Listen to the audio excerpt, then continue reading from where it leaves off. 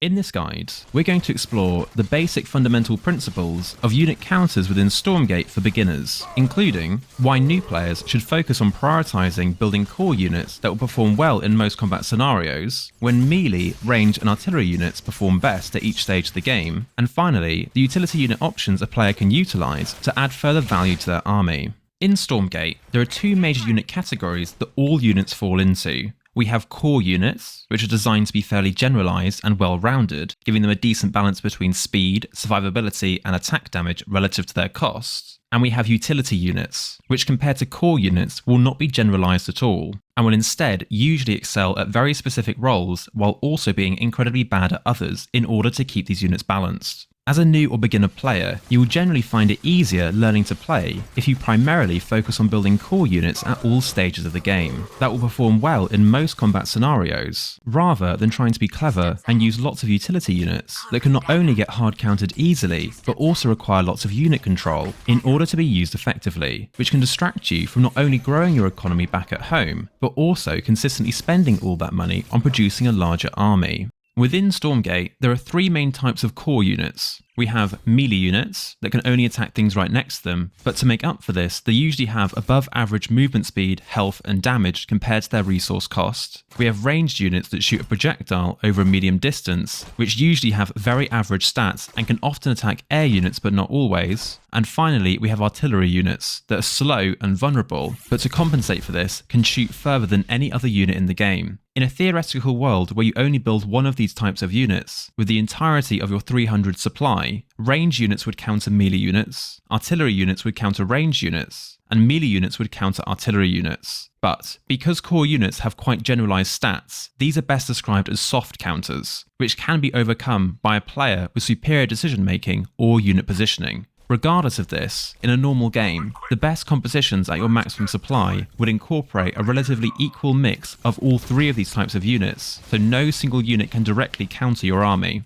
In addition to this, certain units are better to build at each stage of the game, and therefore can counter units that they would ordinarily lose to at your maximum supply. For example, because of their above average stats, melee units are often some of the strongest units in the early game at tier 1, when armies are extremely small, as they can function very independently while taking down creep camps, or even to attack your opponent that is trying to expand their economy quickly. However, as both you and your opponent's army grows larger, melee units start to get countered by ranged units of a similar cost. As although melee units will easily be able to defeat other unit types when they are actually able to get in range to deal damage to them, due to their superior stats for their relatively low resource cost. As a ranged army becomes larger, there will become increasingly less surface area on the edges of their army for your melee units to lock onto, compared to how many ranged units are protected in the middle. This will cause more of your melee units to queue up behind those in front of them as they wait their turn to hit an available target, all while the ranged units protected in the centre are able to fire away freely, dealing their maximum damage throughout the entire engagement despite their inferior stats.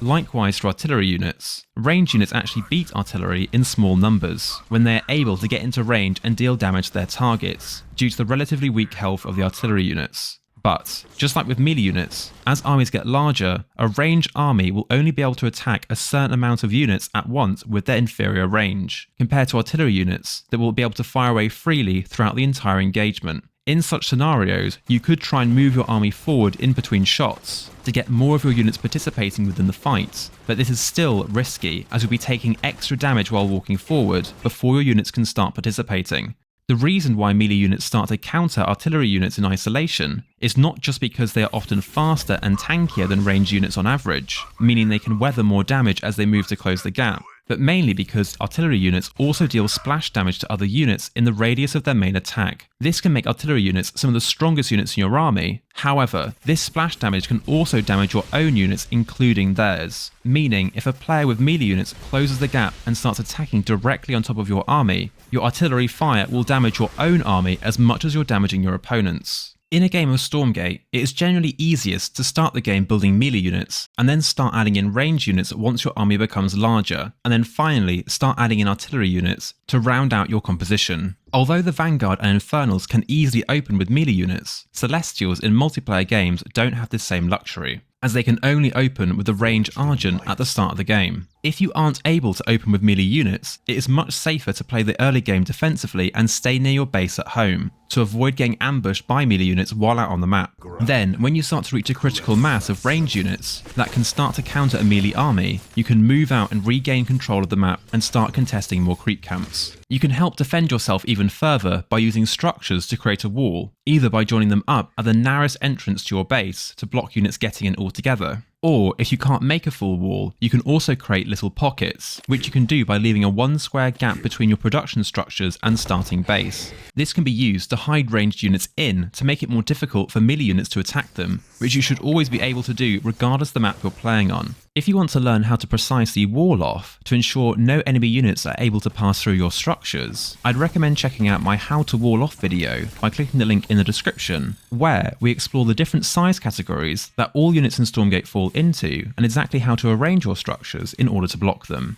The last topic we need to cover during this video are the utility unit options available to players, and how they affect the composition you should be building as a beginner. In a multiplayer game, the most important utility units to be aware of are dedicated harassment units, which will sacrifice attack damage or survivability in favour of drastically increased movement speed, the ability to fly over terrain, or the ability to go invisible to avoid detection. Because of how highly specialised harass units are, they will usually either dominate the units they're fighting against or get hard countered themselves. For example, if an army doesn't have any unit that can shoot up, air units such as Spriggans, Scythes and Hornets are obviously going to be amazing. However, as soon as an army has any core unit that can shoot up, because air units sacrifice so much of their stats in exchange for their ability to fly, an equal amount of core ranged units will easily be able to fend off a similar amount of air units. The same is true for extremely fast units such as hedgehogs or vectors, which with good control can kill an infinite amount of lancers due to their ability to run away in between shots. However, put hedgehogs against any other kind of core unit with equal or greater range, and the hedgehogs will mostly always lose in a fight with equal numbers on both sides. It's for this reason that as the game progresses and there is a greater variety of units as part of a balanced composition on both sides, it will become increasingly more likely for your opponent to have a unit that directly hard counters a harassment unit, making these units underperform in large army fights. This is why harassment units, such as scouts, hedgehogs and vectors, are extremely common in the early game, as there is less of a chance that there will be a unit that directly hard counters them at the very start of the game, making them abnormally strong due to how highly specialised they are, particularly against other slow melee units that can't easily fight back. Outside of early game openers, these units are mostly used to attack creep camps and kill workers at the bases in the distant parts of the map that would be hard to reach with your main army safely, and then, most importantly, escape when reinforcements arrive so they can attack again at a later time. The easiest way to avoid getting hard countered by harassment units with any faction is to always have a certain amount of core ranged units that are also able to shoot up as part of your composition, which for the Celestials would mean having Argents, Exos for the Vanguard,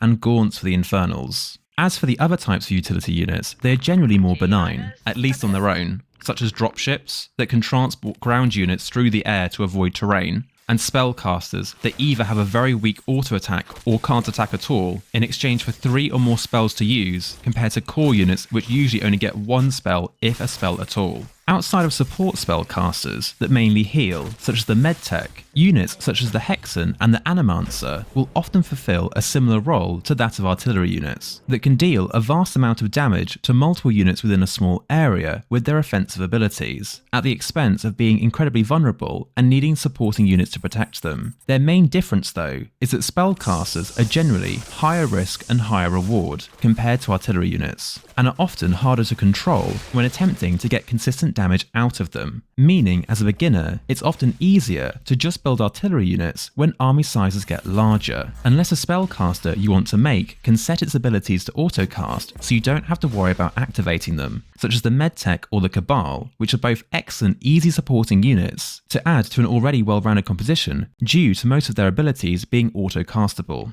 If you have any questions about the unit counters within Stormgate, feel free to leave a comment and I'll do my best to answer them. In my last video, we took a look at how the armour system reduces damage within Stormgate, how to calculate the damage reduction of each individual unit's armour, and how spell damage surprisingly also gets affected by armour, unlike most RTSs including StarCraft 2, which you can check out by clicking the box on screen or clicking the link in the description. Thank you so much for watching, and remember to like and subscribe if you want to help a really small channel like mine, and I'll see you in the next one.